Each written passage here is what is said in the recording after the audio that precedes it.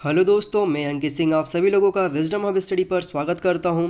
इस video segment में जिसमें हम यहां पर कवर करते हैं एमपीपीएससी, यूपीएससी या अन्य स्टेट एग्जामिनेशंस, जिसमें यहां पर आंसर राइटिंग की प्रैक्टिस कराई जाती है। आंसर राइटिंग का पेपर होता है, उसकी हम यहां पर प्रैक्टिस करते हैं। तो इसी क्रम में मैं आप लोगों के सामने एक बहुत ही महत्वपूर्ण टॉपिक डिस्कस करूँगा। हालाँकि ये टॉपिक मैं एक बार पहले भी डिस्कस कर चुका हूँ, लेकिन ये जो वीडियो रहेगा इसमें आप और अतिरिक्त जानकारी प्राप्त करेंगे। तो ये टॉपिक रहेगा यहाँ पर पंचायती राज व्यवस्था और गांधी दर्शन। अभी हमने क्या किया कि 24 अप्रैल को हमने पंचायती राज दिवस के रूप में मनाया हमने। तो गांधी दर्शन और पंचायती राज व्यवस्था, इन दोनों में क्या संबंध है, हम इसको समझने की कोशिश करेंगे और भी हम जानकारी प्राप्त करेंगे। इससे पहले मैंने एक वीडियो और बनाया है, उसमें मैंने कुछ नए स्कीम्स के बारे में बताए थे जो कि पंचायती राज दिवस के दिन यहाँ पर शुरू किया गया था। तो इसमें हम पूरा का पूरा जो पोर्शन रहेगा वो पूरा स्टैटिक पोर्शन रहेगा। इसमें जो जानकारी रहेगी वो उस वीडियो से पूरी अलग जानकारी रहेगी।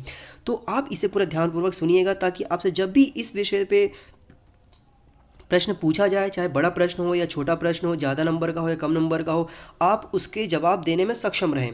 क्योंकि जो गांधी दर्शन की हम बात करते हैं, गांधी के सिद्धांत की जो बात करते हैं, वो कहीं ना कहीं से पंचायती राज व्यवस्था में निहित है।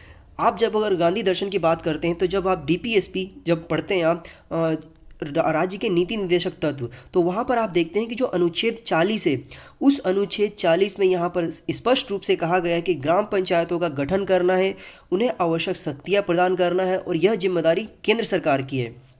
ऐसी बात उसमें कही गई है।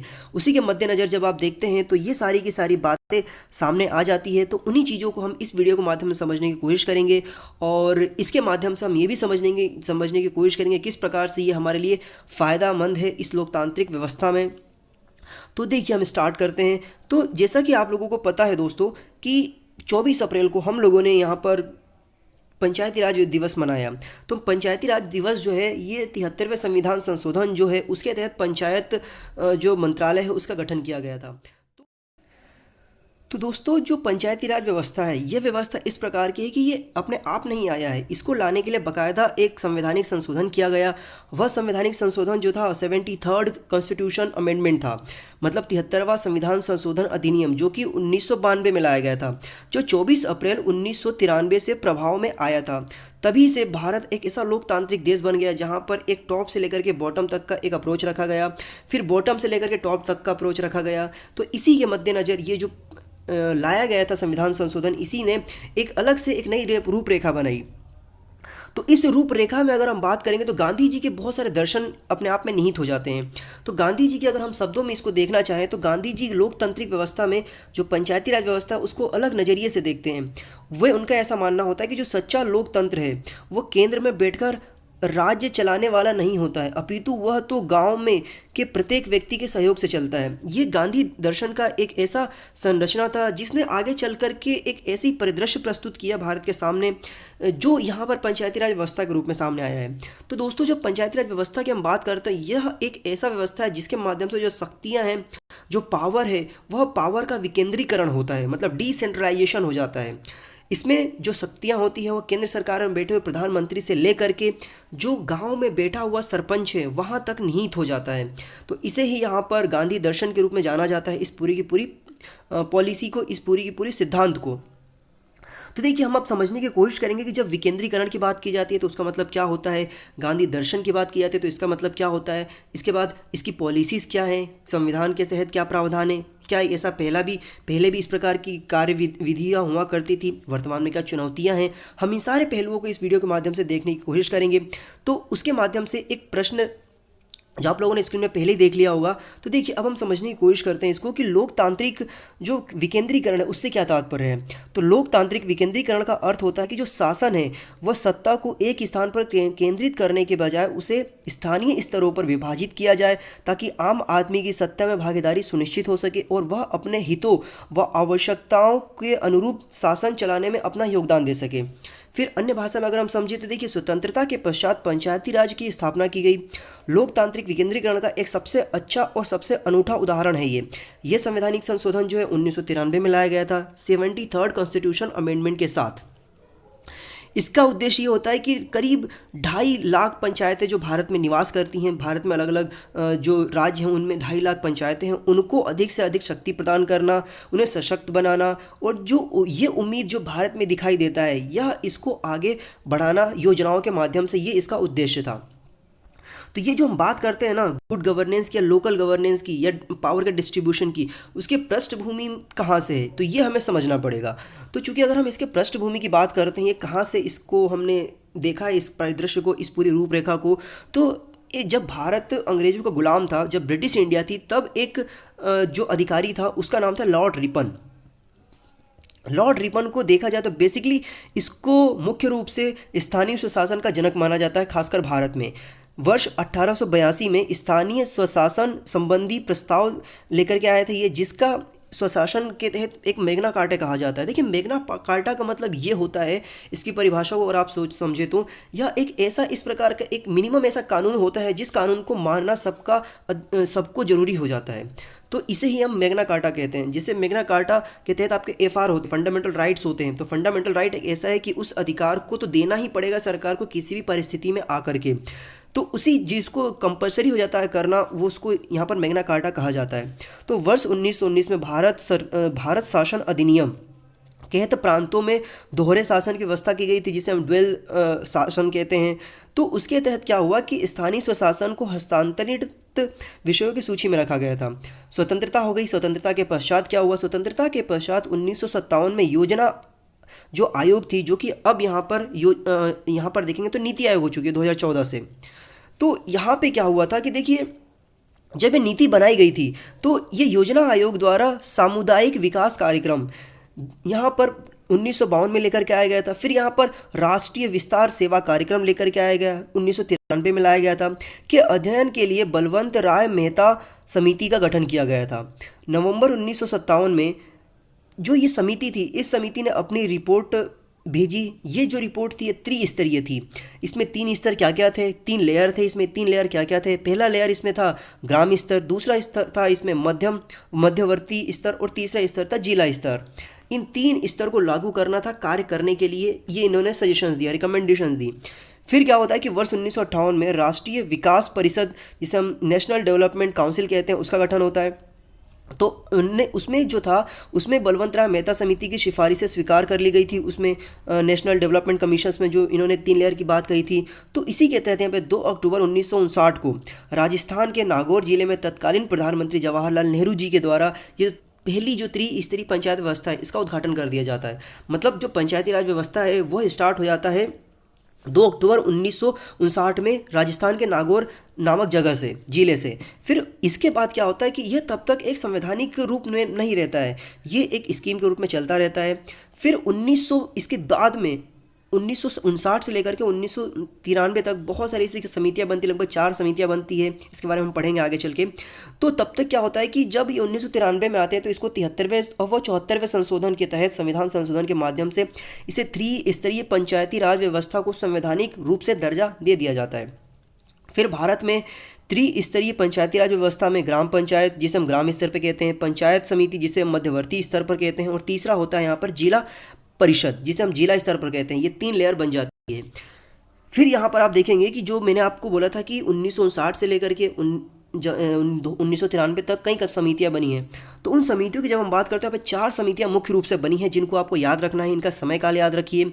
पहली यहाँ पर पंचायती राज से संबंधित जो विभिन्न समितियाँ थी, उसमें पहली समिति थी बलवंत राय मेहता समिति।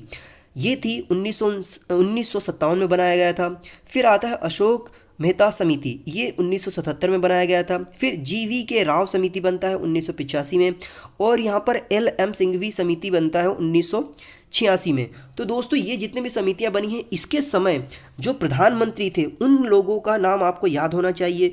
जो वित्त मंत्री थे, फाइनेंस मिनिस्टर्स थे, उन लोगों का भी नाम आपको याद रहना चाहिए। फिर यहाँ पर ये तो समितियों की बात हो गई। फिर 93 में जब हम आते हैं, 92-93 में, तब यहाँ पर एक बहुत बड़ा जो संशोधन होता है, संवैधानिक संशोधन किया जाता है।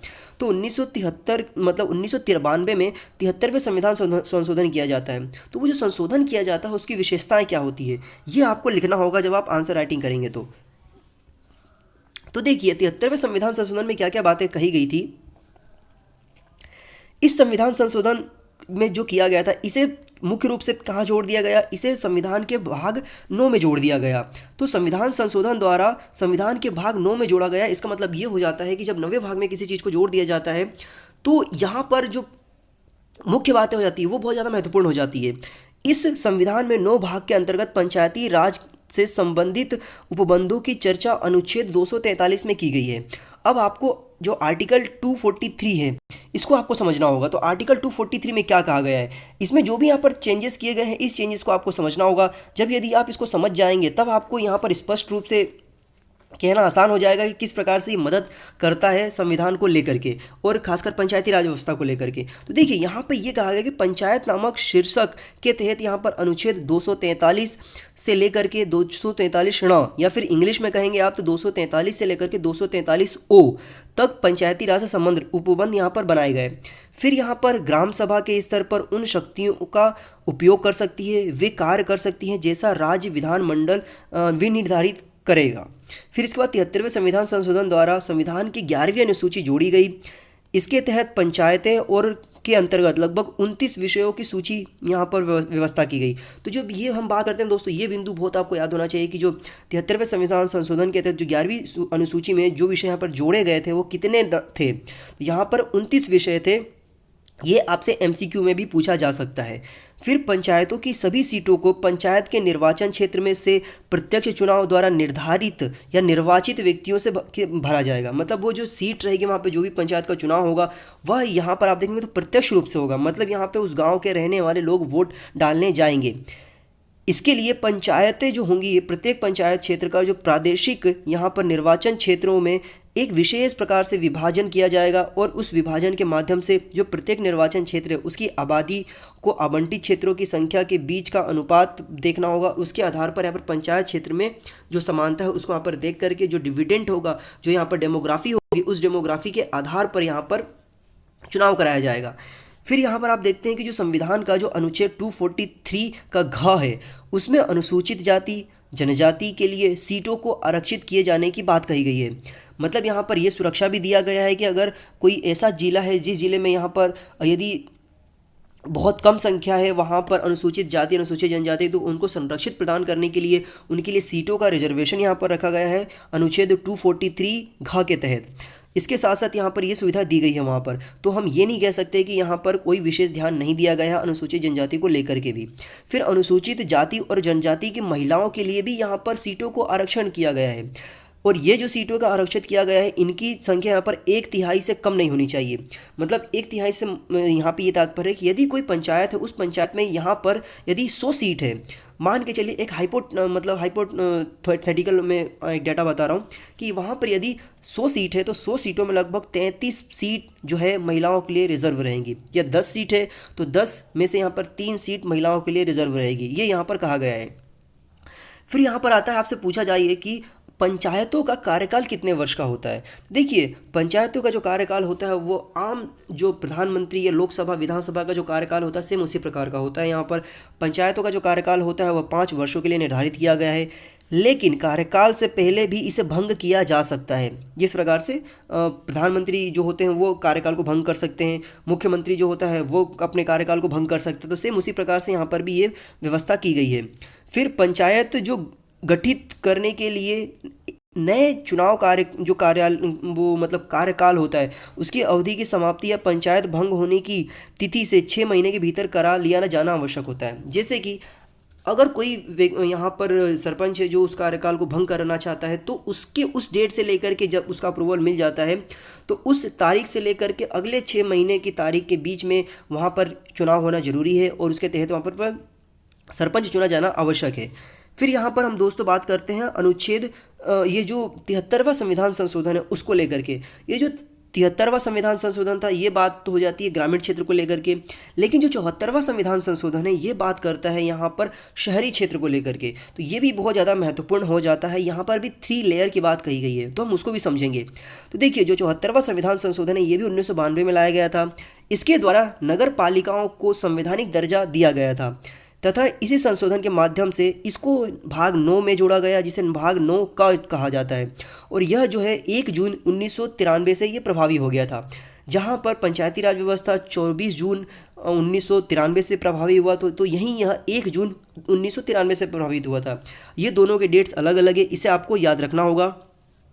फिर यहाँ पर आप देखेंगे तो अनुच्छेद 243 था, जिसे हम यहाँ पर इंग्लिश में 243 पी कहेंगे, 243 य छ, जिसे हम 243 जेड जी के नाम नंबर से जानेंगे, द्वारा नगर पालिकाओं से संबंधित उपबंध किए गए। संविधान के अनुच्छेद 243 था में जो नगर पालिकाएं थी उसको यहाँ पर 3 स्तर में बांटा गया। तो 3 स्तर कौन कौन से थे यहाँ पर? तो पहला स्तर यहाँ पर था तो वो था ग्राम पंचायत, दूसरा स्तर यहाँ पर था नगर पालिका परिषद, तीसरा स्तर यहाँ पर नगर निगम था। तो देखिए अब इसे हमें तीनों को लेयर को समझना होगा। तो इन तीनों लेयर का जो डिस्ट्रीब्यूशन किया गया ये वहाँ की पॉपुलेशन के आधार पर किया गया है। जैसे नगर पंचायत ऐसे संक्रमणशील क्षेत्रों को में गठित की जाती है जो कि गांव से शहरी में परिवर्तित हो रहा है। मतलब वो तो गांव था लेकिन उसमें धीरे धीरे परिवर्तन आ रहा है, उस पर डेवलपमेंट हो रहा है, वह एक शहर की तरह दिखाई दे रहा है। फिर यहाँ पर नगर पालिका परिषद की बात की जाती है तो ये क्या होता है, छोटे छोटे शहरों को मिलाकर के एक बड़ा लघु रूप होता है जो कि बड़े शहर से छोटा होता है, इसे हम यहाँ पर नगर पालिका परिषद कहते हैं।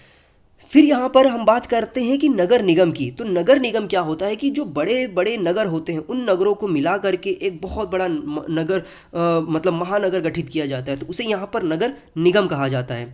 जैसे कि पंचायत की बात करती नगर पंचायत तो कोई टाउन कस्बे को कहा जा सकता है, नगर पालिका की बात की तो उन टाउन कस्बों को मिला करके जो बड़ा स्वरूप बनेगा उसको यहाँ पर नगर पालिका कहा जाएगा। और फिर जब ये छोटे छोटे शहर जब बड़े बड़े शहरों को मिला करके एक बहुत बड़ा कस्बा बन जाएगा, मतलब बहुत बड़ा जगह बन जाएगा, सिटी बन जाएगा, तो उसको यहाँ पर नगर निगम कहा जाता है।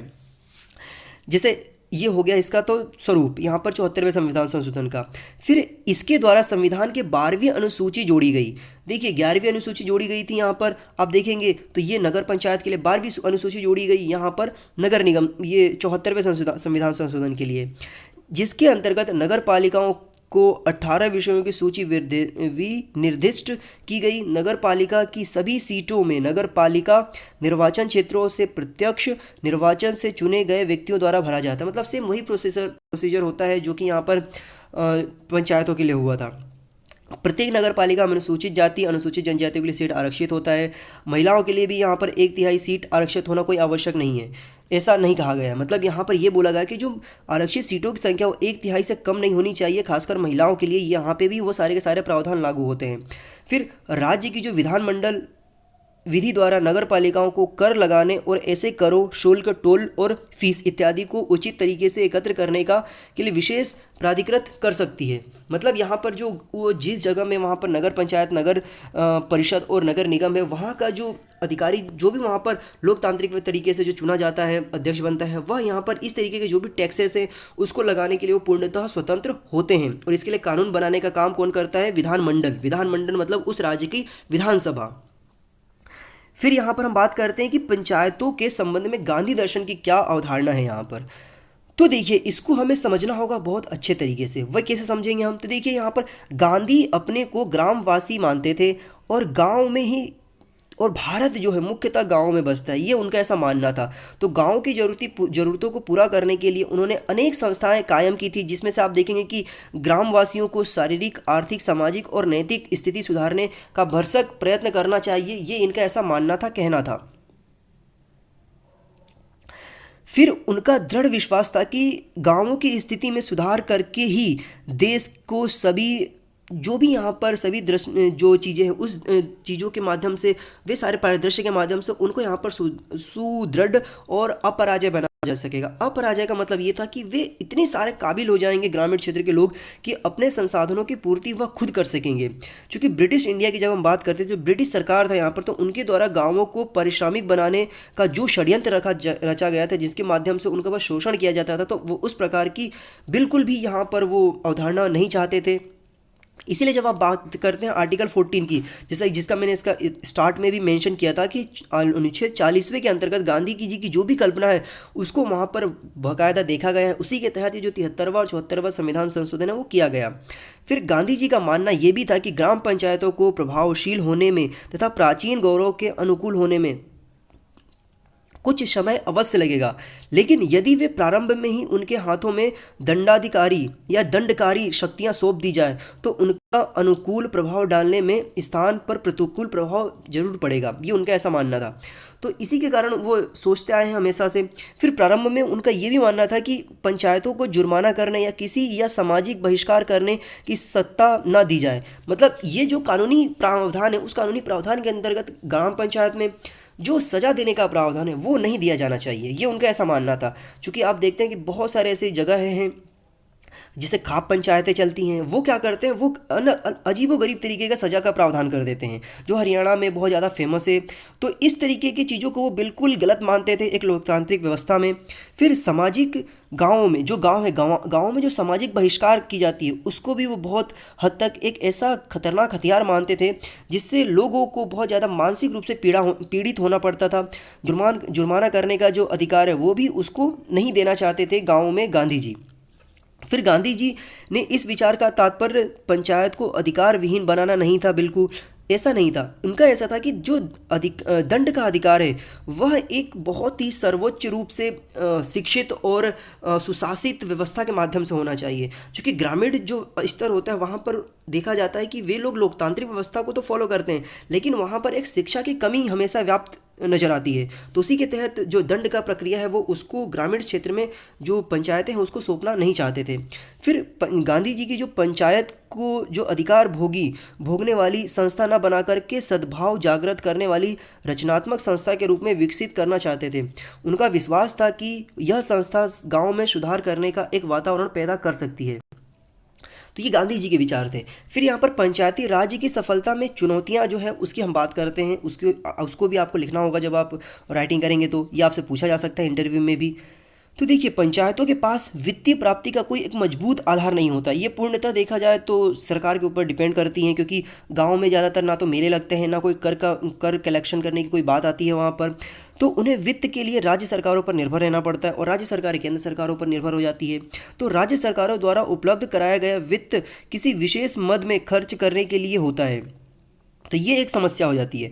फिर यहाँ पर कई राज्यों में पंचायतों का निर्वाचन नियत समय से नहीं हो पाता है। जैसे जम्मू कश्मीर में देखेंगे आप, तो वहाँ पर जो इलेक्शंस हुए वो बहुत ही मुश्किल से वहाँ पर इलेक्शन हो पाए हैं। फिर कई पंचायतों में जहाँ महिलाएं मुख्य रूप से प्रमुख होती है, वहाँ उनके स्थान पर उनके कोई पुरुष रिश्तेदार काम करता है। जैसे कि आपने एक मूवी देखा होगा, एक वेब सीरीज़ है पंचायत। आप जब वो पंचायत की वेब सीरीज़ देखेंगे तो आपको बहुत ही अच्छे तरीके से ये जो चैलेंज है, ये चुनौतियाँ स्वीकार समझ में आएगी। उसमें जीतू हैं, जितेंद्र कुमार, जो कि एक अच्छे कलाकार हैं, उन्होंने उसमें बताया है, उसमें अपना रोल प्ले किया है। बहुत अच्छा एक सचिव बन के जाते हैं वो पंचायत में। तो वो आप देखिएगा, अमेजन प्राइम पे अवेलेबल है, आप उसको देखेंगे, आपको बहुत ही अच्छे से समझ में आएगा ये वाला जो चुनौती है खासकर।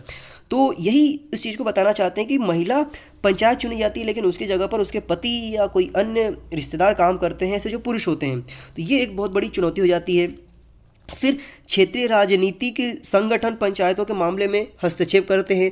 फिर इसके साथ साथ जिनके कार्य एवं निर्णय प्रभावित होते हैं। फिर इस व्यवस्था में कई बार पंचायतों के निर्वाचित सदस्यों एवं राज्य द्वारा नियुक्त पदाधिकारियों के बीच में सामंजस्य बनाना मुश्किल हो जाता है, जिससे पंचायतों का विकास प्रभावित होता है।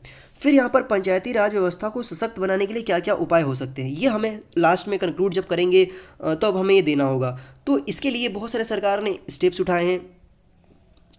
वे जो स्टेप उठाए गए हैं उनको आप मेंशन कर दीजिए, वैसे के वैसे ही जैसे आपने पढ़ा है, या जैसे सरकार ने जो भी यहाँ पर स्कीम लेकर के आई है उसको आप मेंशन कर दीजिए। आपको कोई कमी दिखता है तो उसको आप वहाँ पर लिख दीजिए। तो देखिए, हम उसी में से कुछ बात करेंगे। तो पंचायती राज व्यवस्थाओं को कर लगाने के लिए कुछ व्यापक अधिकार दिए जाने चाहिए, क्योंकि हमने देखा है कि उपाय में मतलब समस्याओं में कर को लेकर के आ रहा है, तो उसको लेकर के हम लिख देंगे यहाँ पर। पंचायती राज संस्थाएं खुद अपने वित्तीय साधनों में वृद्धि कर सके। इसके अलावा जो 14वें वित्त आयोग ने पंचायतों के लिए वित्त आवंटन में बढ़ोतरी की बात कही थी, उस दिशा में और भी बेहतर कदम उठाए जाने की जरूरत है। फिर यहाँ पर दूसरे उपाय में हम क्या लिख देंगे, पंचायती राज संस्थाओं को और अधिक पालिकीय अधिकार दिए जाने चाहिए, जिससे बजट आवंटन के साथ समय समय पर विश्वसनीय लेखा परीक्षण भी किया जाना चाहिए कि वो किस प्रकार से कार्य कर रहे हैं, वो पैसे का खर्च कहाँ पे कर रहे हैं, ये सब देखना जाना चाहिए। ऑडिटिंग होनी चाहिए प्रॉपर तरीके से। फिर इस दिशा में ग्राम सरकार द्वारा ई ग्राम स्वराज पोर्टल का शुभारंभ जो किया गया वो बहुत ही सराहनीय है। इसके लिए जितने भी ग्राम हैं, लगभग 2.5 लाख से ज़्यादा ग्राम पंचायत हैं, उन ग्राम पंचायतों को यहाँ पर जो पंचायत के जो अध्यक्ष है उसको यहाँ पर शिक्षित किया जाए, उसको यहाँ पर जागरूक किया जाए कि वो किस प्रकार से उपयोग कर सके इस पोर्टल का। फिर महिलाओं को मानसिक एवं सामाजिक रूप से अधिक सशक्त बनाया जाना चाहिए, जिससे उनमें निर्णय लेने की जो आत्मनिर्भरता है वह बन सके, और वे अगर महिला कोई चुनी जाती है तो वो महिला ही उसको कार्य करने के लिए सक्षम हो सके। फिर पंचायतों का जो निर्वाचन है वो नियत समय पर राज्य सरकारों की जो वहाँ पर निर्वाचन समिति है, कमेटी है, निर्वाचन आयोग है, वह सही मापदंडों का इस्तेमाल करते हुए चुनाव करवाए और उसमें किसी प्रकार का कोई भी हस्तक्षेप देखने को ना मिले।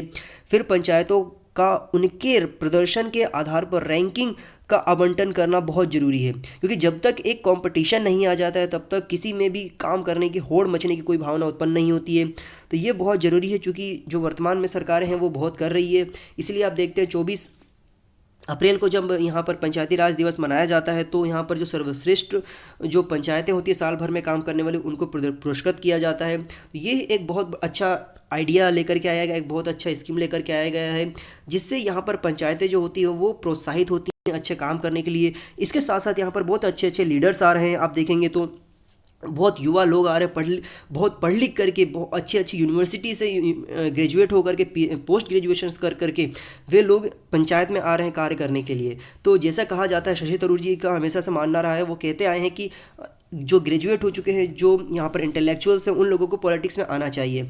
क्योंकि जो यहाँ पर आप देखते हैं कि पंचायत जो है, पंचायत का जो स्तर होता है वो भी एक राजनीतिक स्तर हो जाता है। लेकिन यहाँ पर वह राजनीतिक स्तर इस प्रकार का होता है कि वहाँ पर जब कोई पंचायत में चुनाव होता है तो वो लोकल स्तर पर बहुत ज़्यादा हाइक होता है। जितनी ज़्यादा प्रेशर यहाँ पर प्रधानमंत्री चुनाव के में नहीं होता है, कभी कभी आप देखेंगे कि उससे ज़्यादा अधिक प्रेशर यहाँ पर एक पंचायत के चुनाव में हो जाता है, क्योंकि वहाँ पर बहुत इमोशंस जुड़े होते हैं, बहुत सारी भावनाएं जुड़ी होती है, बहुत सारा छोटे मोटे लोगों का इज्जत जुड़ जाता है, देखने में आता है। तो ये बहुत भावनाओं से परिपूर्ण होता है। तो अब समय आ चुका है भारत में बदलाव का, जिसे हम नई इंडिया की बात करते हैं। तो नई इंडिया तभी यहाँ पर हम बना पाएंगे। विश्व गुरु की बात करते हैं हम, कई ट्रिलियंस ऑफ इकोनॉमी की बात करते हैं, एक सुस्कृत ग्रामीण क्षेत्र की बात करते हैं, एक सस्टेनेबल डेवलपमेंट देश की बात करते हैं, समाज की बात करते हैं। तब हमें यह डिसाइड करना होगा कि जो पढ़े लिखे काबिल लोग हैं उन लोगों को ऐसे स्तर में आना होगा। इसे आप भले ही आपकी रुचि ना हो राजनीति में, लेकिन आप राजनीति की बात ना करके आप विकास की बात करिए। ये एक बहुत अच्छा संकेत हो सकता है हमारे देश के विकास के लिए। तो ये हम चीज़ों को लिख सकते हैं, और इसी के साथ जो पॉजिटिविटी है आप बनाए रखिए। और मुझे उम्मीद है कि आप लोगों को ये जो मैं सीरीज चला रहा हूँ बहुत मज़े आ रहे होंगे, इसको पढ़ने में, समझने में आपको बहुत ही नई नई जानकारियाँ प्राप्त हो रही होंगी। तो आपको ये वीडियो कैसे लगते हैं आप मुझे कमेंट सेक्शन में बिल्कुल बताइए, अपने दोस्तों के साथ शेयर करिए। आप हमारे चैनल यूट्यूब का जो विजडम हब स्टडी है आप इसे सब्सक्राइब कर लीजिए। सब्सक्राइब कर लिया है तो बेल आइकन बटन दबा दीजिए, ताकि जब भी मैं वीडियो अपलोड करूं आप लोगों के पास वीडियो आ जाए। दोस्तों, एक वीडियो में प्रतिदिन सुबह 10 बजे यहाँ पर आप लोगों के लिए शार्प 10 बजे अपलोड हो जाता है, आपके सामने लाइव हो जाता है। मेरा फेसबुक पेज है अंकित सिंह अनअकैडमी के नाम से, आप वहाँ पर जाइए, उस पेज को लाइक करिए।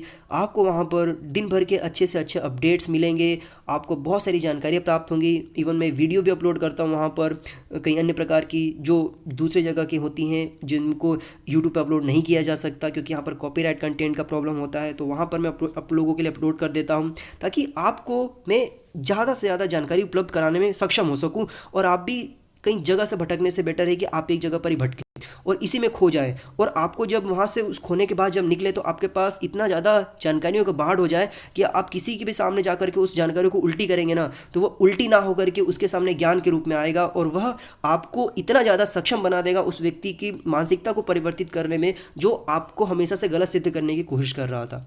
तो बस मेरा ये उद्देश्य है कि हम एक पॉजिटिविटी के साथ इस समाज को अच्छे से बढ़ाने की कोशिश कर सकें। तो मुलाकात होगी एक नई जानकारी के साथ, एक नई वीडियो के साथ। Have a good day. जय हिंद, जय भारत।